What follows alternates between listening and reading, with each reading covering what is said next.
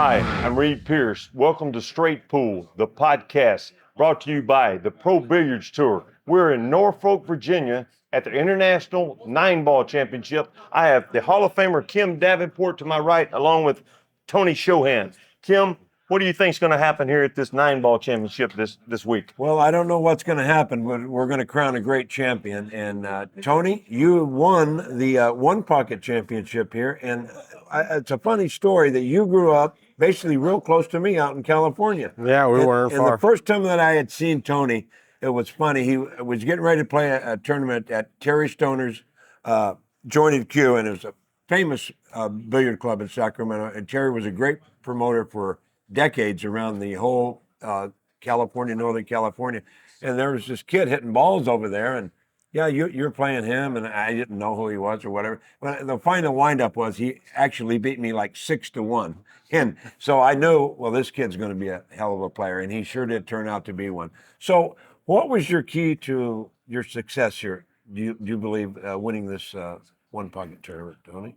The key, I mean, I got a little focused at the end. Like once I got down to the final 16, I just said, I feel like I'm supposed to be a favorite every time I go to the table, I mean, you get this name and everybody puts you on a pedestal. You got to do what you're supposed to do and perform, and I played pretty good for the most part. I just waited to beat everybody to the shot and then run out when I got an opportunity to. And that's, pretty much how it ended up falling for the most part. Made a couple of good shots here and there, and you always need a little luck when you're playing pool in general. So let me ask you a little bit about, and I really wasn't, I didn't have patience to play One Pocket, and Reed, you never really played a lot of One Pocket. So when let's just say you're playing in a game, and One Pocket, by the way, for you folks out there, each person has a pocket, and the first one to get 8 balls wins. So let's say you're up like 6-1.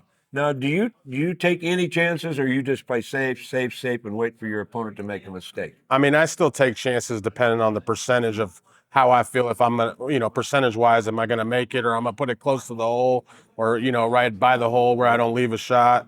So I'll play percentages for the most part. I mean, I'm probably one of the most aggressive, people that ever play the game. So for me, playing safe is dependent on who I'm playing, and if I feel I'm going to show them too much respect, or I feel that I need to show them respect, I will, So, right. I want to try to push balls to my side of the table, and, a lot of little angles. It's like a big game of chess on the, pool table for So people that do you ever foul a lot intentionally? Foul, just if you don't have I call that anything? the Cliff Joyner style, and I never actually, I never Yeah, actually Cliff been used to into do it. that. Yeah, he might take 4 fouls in a row, but that's never really been my style.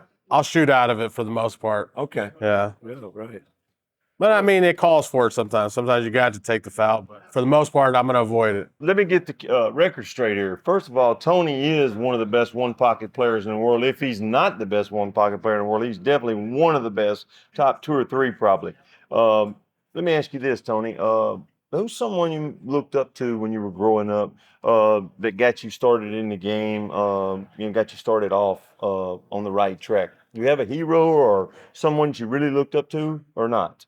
I mean, to tell you the truth, I mean, like Kim was the great player from our area, so everybody looked up to him for the most part, Right. I mean, we're only an hour difference, he was the best player. What's funny, because when I was young, I'd keep begging him to play, for money, and, sometimes he was either busy or he was in the tournament, he's still playing in the tournament, and I'd be like, so one day I finally got him to play me. Well, of course I got drilled. We play a good set for 5,000. He robbed me over there at Hard Times, Hard Times is what it was at the time.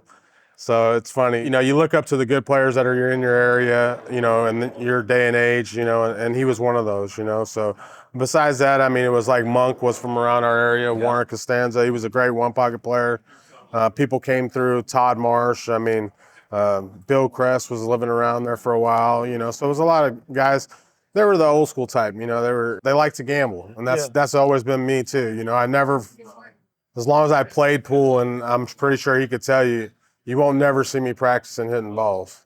If I'm not gambling, I'm not playing. So let me ask you another question.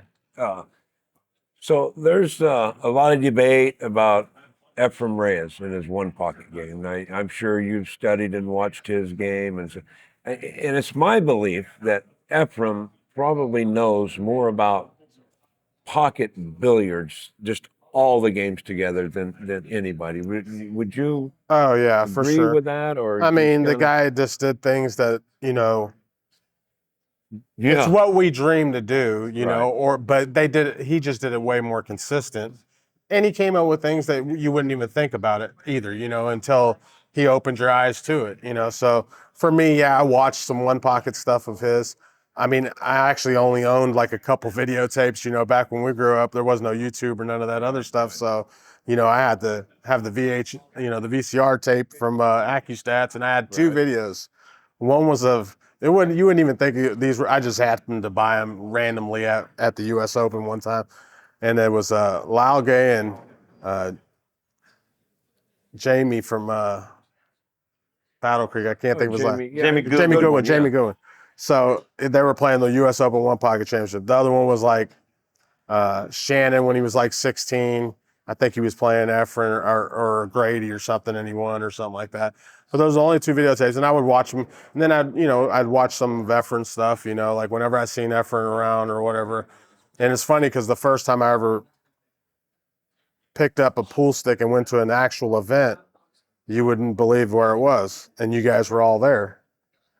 And I mean, I was probably 14 and never could, I just started, right? So this guy had happened to take me and my cousin over there. It was at Chalkers in San Francisco when they had the Camel Bro Billiard Tour there. So it's funny because that was the only time I ever actually got to go to one of these events, before it That was was the over. only time? Yeah, because I was just starting. I mean, I just started playing pool. I wasn't a good player. I was a young kid just trying to soak it all in, What year So, was that? That was like 95, 5, I think, I want to say. 45, something Yeah. like that. I started right. I would So have you to say, yeah, because started I right was there? 14 years old. Yeah, 95. I was You know, 14. you know who I won that tournament? Do you know how to beat in the finals? Who? C.J. Wiley. So when C.J. Wiley. I couldn't even get in the pool room. I drove down there from Sacramento. They wouldn't Sue wouldn't allow us let you in. in? No, because it was a 21 and over joint, right? That's because right, with so the I couldn't go alcohol. in. But it's all clear glasses around it in the middle of a shopping center, and so the four people sitting right by the door is Efren, Johnny, Tony Ellen, and Bucktooth. So I go in there, and they have the security guard. He wouldn't let me in. I said, buddy, I'll tell you what, I got a pool stick I just bought. I just want those four guys to sign it real quick. You think that's okay? So he let me in to do that, and then I just ended up watching the rest of it from like the outside of the windows. Beautiful. Yeah. You think I wasn't sick? That was when you knew you were sick for pool, Yeah. Well, when you're young like that too. I remember Yeah, when I was young, man, I would do anything to get in. My mom had to sign a card for me to get in the billiard club when I was 10, you know what I mean? And, Yeah, I used to sneak in myself. yeah. Let me ask you this. Down in New Orleans, I know you play out of there a lot. Yeah. And, down there with Buffalo. Buffalo's He's a good Billiards. guy, man. Yeah. Buffalo's a good guy. How did you get started down there? How did you get to start Well, playing out of that pool room? I've moved around a little bit. Since 2007, I left the West Coast in Sacramento, and I lived in Detroit for a while. And then I moved to, I lived in Spartanburg, South Carolina for a little while. And then from there, I kind of I've been down in New Orleans for about 2.5 years now. Is that all? Yeah, I was thinking longer. yeah. So, I mean, Buffalo's a great guy, a great Yeah. owner of a pool room, does everything for No pool. doubt. And it's the action capital of the world as far as pool goes. I mean, Let me ask you this. I've asked a lot of people this question, and I know nobody knows this any better than you. Out of all the places that you've played in the world, do the tables play wetter and tougher down there, or am I wrong by saying that? They do. It just depends on what time of the year. I understand. But yes, But that pool room there, he keeps the air's pumping, But So- normally that New Orleans area Yeah, is probably yeah. one of the most difficult places for to sure. play on. If you don't know how to play on a wet table where the rails get to boinging Yeah. and the cloth gets really slow and everything gets something's really good is going to happen here soon because so he's got an 18,000 square foot pool room as it is now. Well, he's opening the other side of the pool room, which is like another warehouse that's about probably another 15,000 square foot. Ooh. They're going to make a big tournament room, so there's going to be some big stuff going on down there. And honestly, like I like to see 9-ball go back to, 4 1/8 inch pocket, 4-inch pocket, tight cut pockets, and worn in cloth. And you're going to see a heck of a I game. agree with you.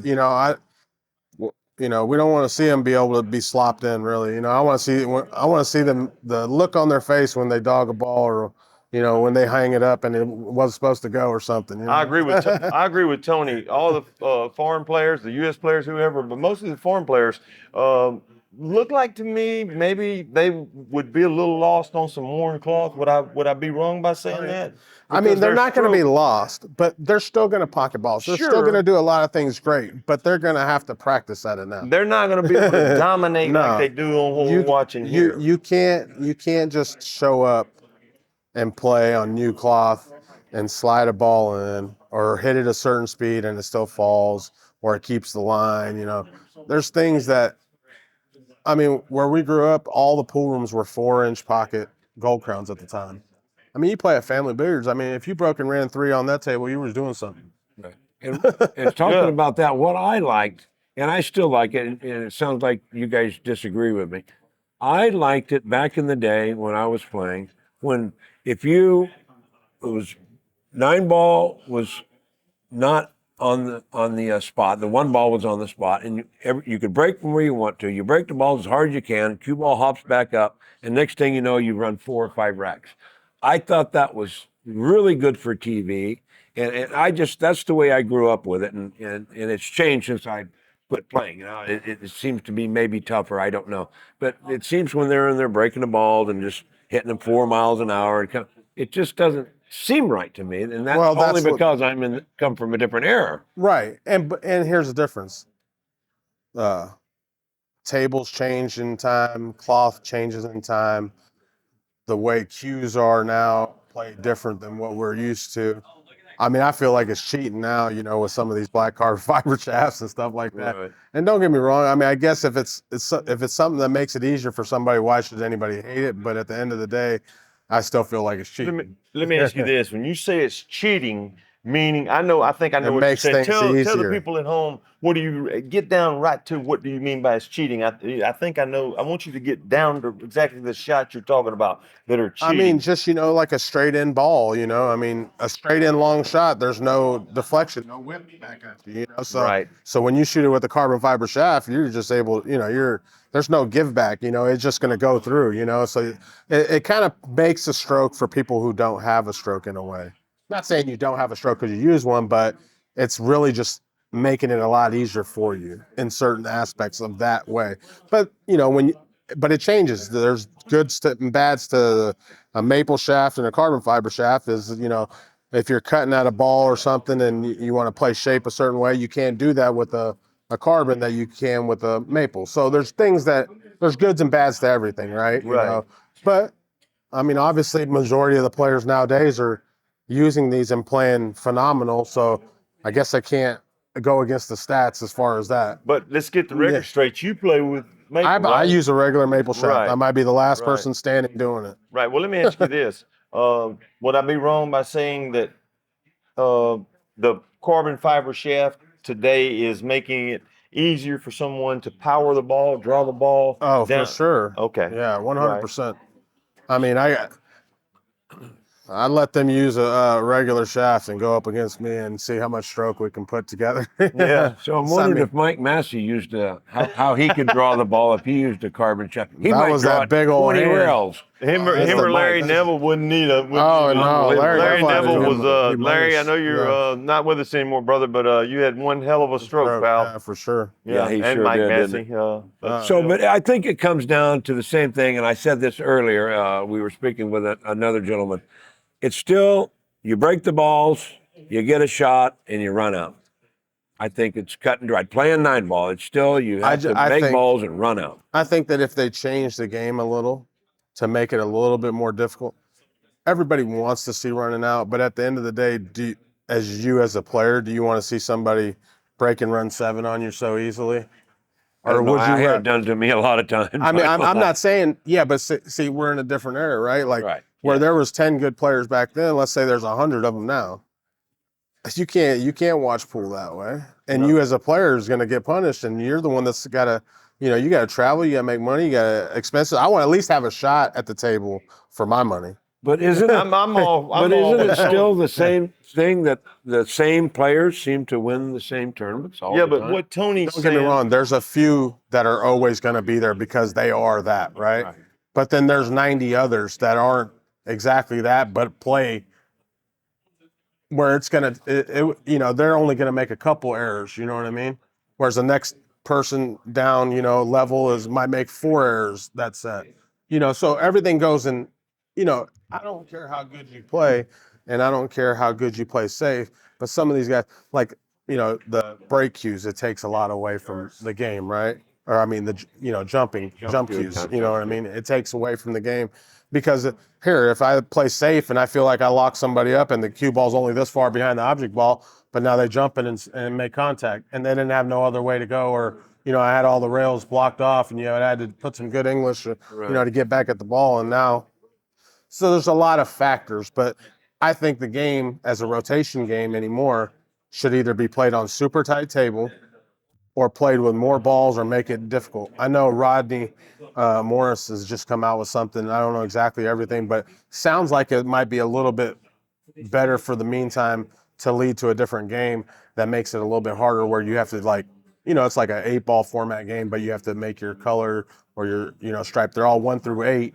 but you have to go in order. So it's like 9-ball, but with 15 balls on it. so that's what he's doing? I think that's what it's something. I'm not sure exactly 100%. I've read but that's something on it. Yeah, it's like totally offense. Yeah, type pull, yeah. I mean, And there's quite a few people that are trying to make games like that. I just think the game needs to be a little bit harder. I agree with you. Just tweak it. Everybody plays really good when you play pool at this level, so you have to make it harder. You can't just keep making it simpler and simpler. I want it to be harder for the player. I mean, I want to see. I mean, I'm a one-pocket player and I'm super offensive, right? But at the end of the day, I like to watch a good safety battle when it comes down to 9-ball or 10-ball. I agree with you. I want to see who outmoves the other person, so. Yeah, I agree with Tony. What Tony's saying is, and what you're saying, I understand. I see both sides of it. I see your side, Kim. The fans want to see people run racks, but also what Tony's saying is he wants to make the pocket smaller, 4-inch pockets, or even smaller, where when a guy goes to shoot a ball down the rail, he might jaw it. He's thinking the whole time, oh, I got to hit this dead perfect. It ain't as easy to get all the way back up table for the other ball. I agree with you. I always would have rather played on the smaller the pocket, the better chance I felt like I had of beating my opponent. I mean, I just think that the game would just be that much better in general. But if you think about it, and not to burst nobody's bubble, and we're on camera and everything else, but at the end of the day, if pool hasn't taken off to another side in 30, 40 years, something has to change, right? Yeah. Or a different way of going about it. We can't say that because you broke and ran 11 racks, all of a sudden we're going to get $1 million sponsorships. No. Why do you think? Because pool and poker and poker's of luck, right? Pool's of skill, golf is of skill, right? But not everybody's always brought up to go into a pool room to play pool, or not everybody's, but most kids will go to the golf course here and there, and they'll, when they can, because it's not easily accessible, right? So it's just a mind frame.